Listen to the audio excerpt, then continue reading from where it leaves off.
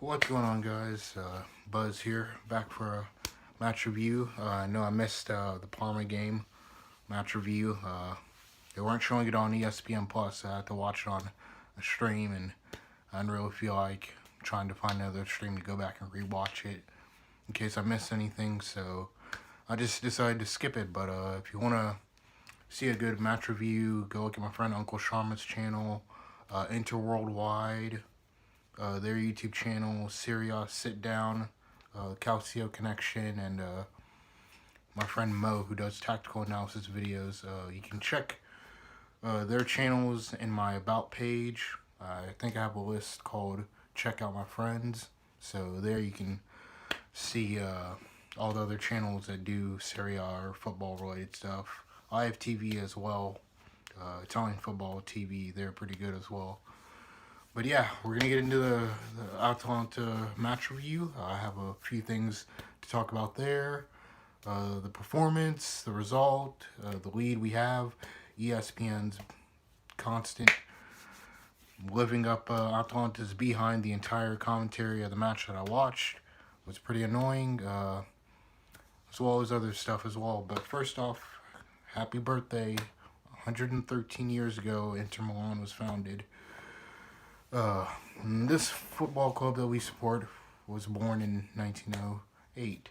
So 113 years later, many good memories, many good trophies, the treble in 2010, as well as the dominance in the late 2010s under Mancini, as well as the dark ages of the Banter era for the past few years. But, yeah, we move on. So here's the match review. Inter 1, Atalanta 0. Not a good game, not a good game on the eyes, not a perfect game, but a grind out, get your teeth sunk in, we need 3 points type of win. Basically, Antonio Conte set up 3-5-2, which I actually didn't see what Gasparini's 3-4-1-2 or 3-4-2-1 for Atalanta. They also play back three as well. And you know how Atalanta play. They press high, possession, 1-2s, basically looking to exploit space. This game saw us basically not grind out a victory, but kind of grind out a victory. I'll read off the stats for a moment. 5 shots, their 13, 1 shot on target, which went in from Milan Skriniar from a corner from Christian Eriksen, to their 3 attempts. With Handanovic coming up again, Handanovic is just turning it on this season. I'll talk about him in a bit. 44% possession to their 56, 488 passes to their 519, 81% pass accuracy to their 85. 7 corners to their 7 corners, 2 offsides for us, 11 fouls to their 17. But yeah, this game, chances we had. Atalanta's goalkeeper Romero doing pretty well to stop Lukaku. One of Atalanta's center backs doing well to just stick to Lukaku like glue. And I literally thought, all right, he's going to need some help. Because any ball we tried to play into space for Lukaku to run onto, that defender was there just to stop it. Their keeper had a pretty good game too, although there was a decision where it looked like a foul on Lukaku. But Lukaku should have done a lot better. He should have done a lot better in this game in a few instances. There's one where he was trying to take on two Atalanta players. He drew 2 of them towards him, but if he had looked up, I'm not sure if he did look up and see Hakimi, or if he just thought, all right, I'll try and go for it. But Hakimi was literally wide open. If he passes that to Hakimi, we're literally leading 1-0 early on. But yeah, this game saw basically Atalanta press us. A few times do try to play out the back in the first half. It looks a bit dangerous. Atalanta's literally marking most of our players in the back. Any chance we do get, and most of the time, most of the chances that Atalanta do get the ball to retain it from us turning it over to them, it's on the wing from Hakimi's side. And they're looking to use the wings to exploit. the 1-2s that they do get are causing a bit of trouble for our defense. And I think Zapata, literally, he tried passing across the goal for any Atalanta player to latch on to. Some crosses he tried, either just went way over. And this game saw a few players not look up to scratch. Vidal looked like a passenger. There was one instance where he literally gets the ball near our half, not runs directly towards our goal, but runs near our goal and literally just passes it off to a defender, which if Atalanta had some players in positions, that would have been a dangerous spot. But Vidal just looked like a passenger in the first half. He really didn't look good, and it literally looked like we were playing with 10 men for a minute until Antonio Conte made that change in the second half. Barella didn't seem up to like his usual standard as well. A bit rational all over the place. There was a pass, I think, in the second half that he tried running for, and he looked annoyed that he couldn't get to it, or it didn't play better to him. He just looked frustrated. But yeah, chances that we did get in the first half, because we did have 5 shots. The chances that we did get, Lukaku had one where he literally tries to draw two Atalanta players towards him, doesn't see Hakimi and tries to go for it, but a lot of Inter fans were annoyed by that, saying he played selfish. I think 12 minutes in, Antonio Conte gets a yellow card for having to go at it, having a back and forth with the referee, which literally the commentary on ESPN was saying he was having to go about basically a challenge on Lukaku that basically seemed like it should have been a yellow, but wasn't given, or the context behind that. But Antonio Conte got a yellow. But the ESPN commentary literally was lifting up Atalanta's backside, basically praising Atalanta for doing a bunch of stuff. But the question I have to ask ESPN commentators, where's Atalanta sitting in the league? Because they're sitting 5th at the moment. They're not sitting in 1st like Inter. But, I mean, you won't hear much of that. Look at how well Gasperini has his side well drilled. Look at how they're pressing together. Yeah, they're pressing pretty good, but, again, they're 5th in the league for a reason. They haven't been pretty good since the beginning of the season, similar to Inter, but they haven't picked up any form early on, or they haven't been as good in spells. Again, why they're sitting 5th in the league. Alright, so into first half, ends first half.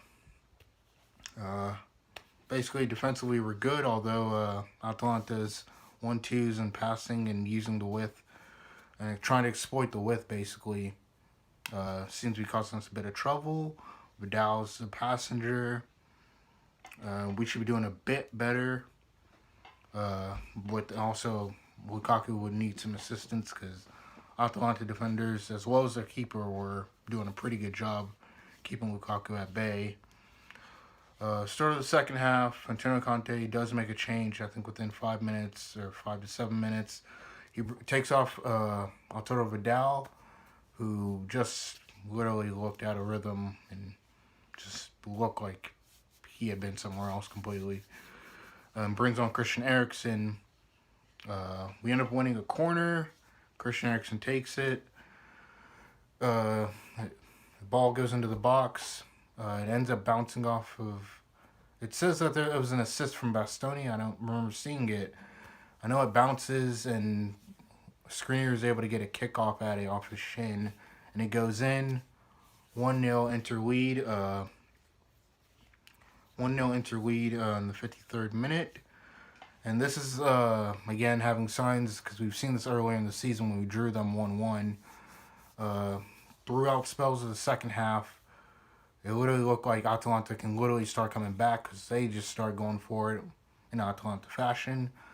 We're literally just throwing people towards the box.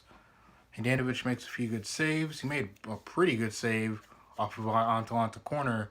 I think they got 2 corners back-to-back in 45 seconds. One where Atalanta player literally goes for a header and Handanovic is just able to knock it off like it's nothing. And this season, Handanovic, especially in 2021, coming into this new year, he's literally just turned up the dial and said, you know what, look, I don't know how much longer I have as the #1 keeper for the club, or what the plans are, or whatever is going on. We're still in a title contention in January. I'm going to turn up the switch this year. If we're going to go out, we're going to go out fighting and swinging, and I'll use my last breath. He makes 2 pretty good saves this game, as well as I think one from outside the box. I can't remember. I know he did make the header save, which was really good, and he makes another one, which was really good. Whew. Christian Eriksen coming on in the second half was a breath of fresh air, a bit, because he's able to basically, since the time he's come on, or since the beginning of this year, and the spells he's played and the more games he's played into, Antonio Conte's been able to utilize him a lot better, as well as Christian Eriksen's gotten a lot better as well. Early in the season, I was a bit skeptical of the Eriksen-Conte relationship. He might go. We might as well just go ahead and move on and part ways. This game, you kind of see a bit of both coming together. Antonio Conte's instructions on what he wants Eriksen to do. Eriksen putting in the effort and output for what he wants to do as well. Or not what he wants to do, but what is required of him, as well as how he can also better benefit the team and learn and be able to adapt his game, basically. Winning tackles, tracking back, putting in a lot more effort and more work rate, picking up passes, playing simple passes and not trying to overdo it like he was earlier last season and spells of this season as well. So, yeah, kudos to Christian Eriksen there. And Antonio Conte, too, because they could easily just parted ways in January and we'd have some other player in some other situation we don't know where we'd be in. But yeah, literally, I remember seeing towards the end of the match all the players on the bench getting hyped up and ready, as it's looking like basically the game's going to end 1-0. 3 points, not a good game on the eye, especially against Atalanta, who play a very fluid, possession-based, pressing style of football. But we got 3 points, and we continue our lead, a 6-point lead over Milan and a 10-point lead over Juve. And it's looking good. We have how many more matches left? Standings. There we go. We have just 13 matches left. 13 matches left. We got to play Juve again. Man. Which actually we play Juve in May. I actually ended up looking at the schedule a few days ago to see we play them in May. But yeah, 13 games left. And take it one game at a time. But basically, since we're out of basically every competition, no Copa anymore, or Copa's already finished till May. No Champions League football, no Europa League football, so players are able to rest and get rotated. A lot of players are able to come in and get game time as well. So yeah, it should be interesting to see how Antonio Conte handles this situation going with 13 games left. Take it game by game. Wonder what our next match is. Our next match is against Torino Sunday, and then after that Sassuolo next Saturday. So yeah, those should be good matches. I think we beat Torino earlier this season. Yeah, they were missing Bellotti through injury. That's what happened.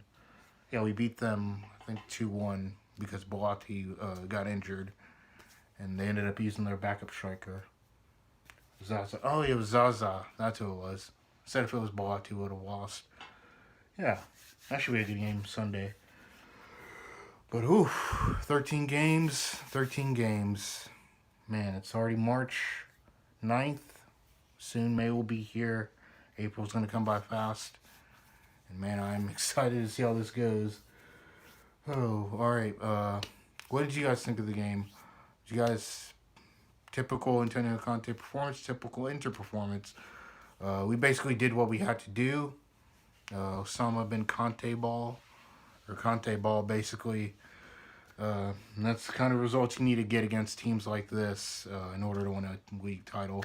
We've literally seen Juve do this over the years where they just grind out games Literally, even last year under Sarri, when the team didn't look like they were playing together, and they had to get bailed out by Dybala or Ronaldo, and literally they grinded out results, and we ended up coming up 1 point off of them.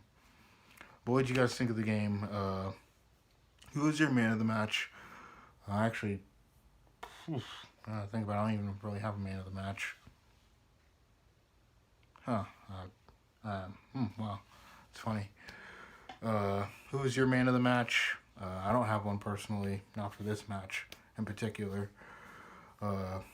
And 13 games left. Do you see us dropping points anywhere? I think we're of course gonna maybe drop points, but who knows? Do you see Juve coming back? Do you see Juve challenging us or knocking us off our perch? Do you see them climbing back? Because we don't know. Juve, at this tail end of the season, this crunch time, this is when teams kick up the ass. This is when teams are fighting for Champions League spots. This is when certain teams are fighting relegation as well. So I think we're going to have a few teams trying to fight relegation against us, as well as a few teams that might be looking for Champions League spots. So this is literally crunch time, 13 games left. I'm excited to see how this is going to go. Leave your thoughts down below. What did you think of the game, the referee decision? If you're here in the States, you watched it on ESPN Plus.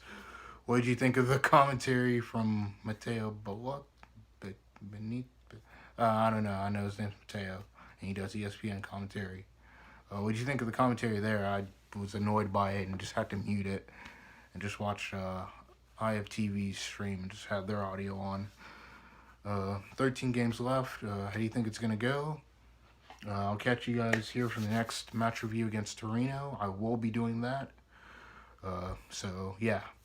I'll be sure to actually check ahead of time, see if the stream's available, and be able to see if I can rewatch it. So, yeah. Leave your thoughts, comments down below. Leave a like, comment, and subscribe, and be sure to share the video. And I'm Buzz, and I'll catch you for the next match review. Ciao.